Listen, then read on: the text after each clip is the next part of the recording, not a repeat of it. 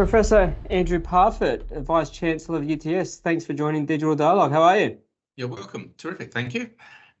Mate, 1 year, just a little bit on 1 year, I think November 2021, you're appointed as VC of UTS. Tell us a little bit about that 12 months. What have you seen? What are the key takeaways for you during that period? Yeah, sure. But I'm fortunate that I've been at UTS now for 6 years. So Oh, I've seen right. a good part of that journey. I was Provost before I became Vice Chancellor. So Right. it's not a new institution to me by any means. And we've continued to deliver, I think, on through quite a challenging period with COVID. We've managed to get people back on campus this year. We've reactivated. We continue to progress some terrific research and research translation outcomes. Very strong engagement again with our community of stakeholders in industry, business, and the community. So this year has been really one of getting back to business. Yeah, and I mean, part of that business has been your ongoing partnership with Western Sydney, and obviously strongly tied to the Aerotropolis. Talk us through that relationship with Western Sydney. What do you see in terms of your work and what sort of outcomes you're hoping to generate for the region? Sure. So look, it's clear UTS's campus is sitting right next to Central Station in the middle of Sydney. But I don't think place constrains what universities do. So a very significant proportion of our students actually come from Western Sydney to the university. We have a large number of industry and business partners who have operations out in Western Sydney in various centres there. But importantly, we've been progressing initiatives with TAFE and other partners with Macquarie University and Microsoft in piloting institutes of advanced technology models for reconnecting with the skills agenda around the digital agenda. We're working towards the Advanced Manufacturing Research Facility and what that will do for invigorating new manufacturing opportunities out in Western Sydney, leveraging the work that we've done here around our infrastructure and our facilities and our models of engagement with business. We continue to deliver short course models to businesses and industry through the National Education and Training Model. So we're very committed to being able to deliver the sort of things that UTS uniquely does, particularly with a technology focus to communities across Western Sydney.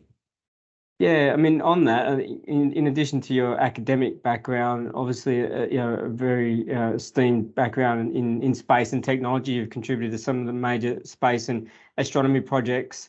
You're technically not a rocket scientist, but you're probably the closest thing that I know to someone in that space. What do you see are the opportunities for UTS in Western Sydney when it comes to growing capability in those areas?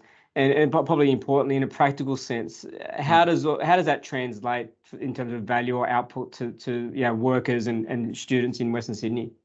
Yeah, so as you point out, my background's in engineering and technology in one form or another, and I've been lucky enough to work in areas such as the space sector, but at a time where interest was more limited. And I think what we've seen over time is that some of these opportunities that didn't exist 15 years ago, 20 years ago, in terms of really using space, using the facility and amenity that can be obtained through space technologies are now being very real, and Australian companies are able to participate in that agenda, plugging into supply chains internationally, leveraging unique specialist capability.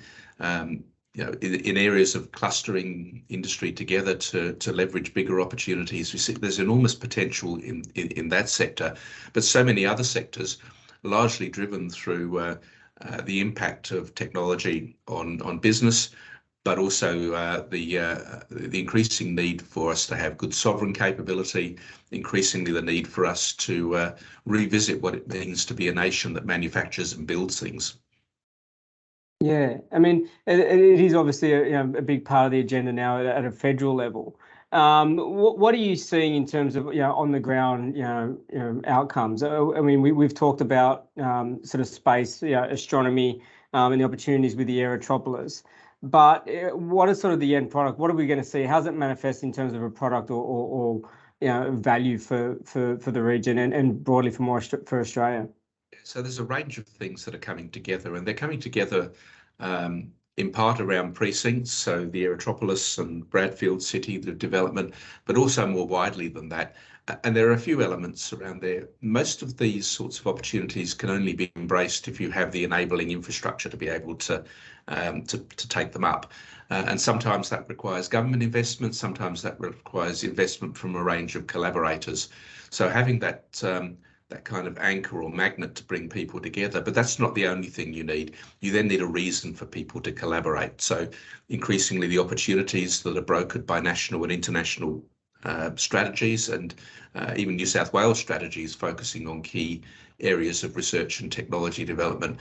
And then the other one that sits alongside that is a very significant focus on skills development and shared understanding of where we get the people to be able to deliver this from. I refer to it sometimes as the soft infrastructure. We need people to be able to do this. We just don't need the facilities in place. So creating that environment, that culture, including a culture of entrepreneurship and our capacity to innovate and create new businesses.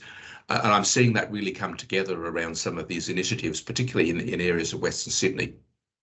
Yeah, I mean, you mentioned people, and obviously a big part of, I think, the strategic direction of UTS is framed around collaboration and partnerships.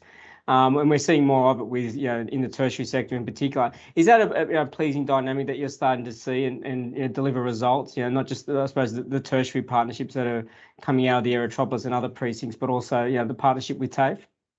It's very satisfying to see those relationships forming.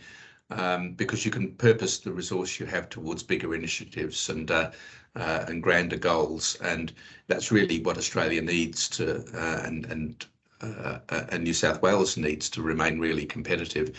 So you don't collaborate just for the sake of collaborating. You collaborate towards a purpose, and we've seen some of those shared agendas emerge. I mentioned the Institutes of Advanced Technology. But the partners have come together there because they have expertise in a particular area, an interest in how that expertise comes together to solve a particular problem. We see it in so many research areas now that the problems are beyond just one individual or one research team, and they need intersections between organisations. And if we can build that network effectively across priority areas in New South Wales, that will really increase our competitive position to be able to attract new businesses, to attract new work, to grow our economy.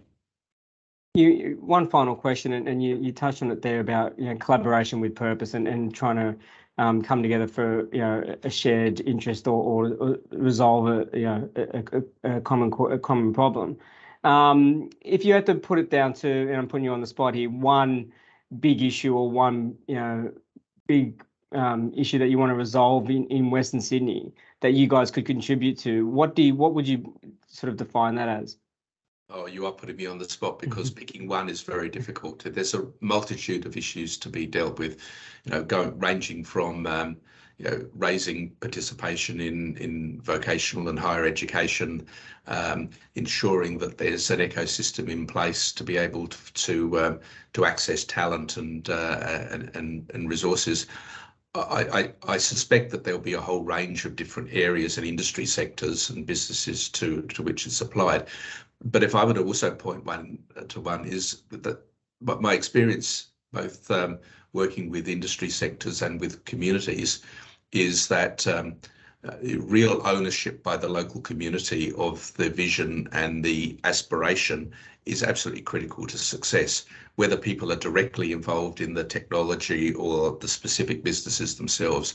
So it's great to see Western Sydney coming together around an agenda that's future facing, that will raise aspiration for participation in education, engage more with businesses that want to access research and innovation, and then the question that you ask can be answered, because then that opens up so many opportunities to be able to create those new businesses of the future and really support the community to grow. A great note to go out on. Professor Andrew Parfitt, thank you very much for your time. Have a great Christmas, and I'll hopefully see you more in the new year. You too. I'll certainly be around. Thank you.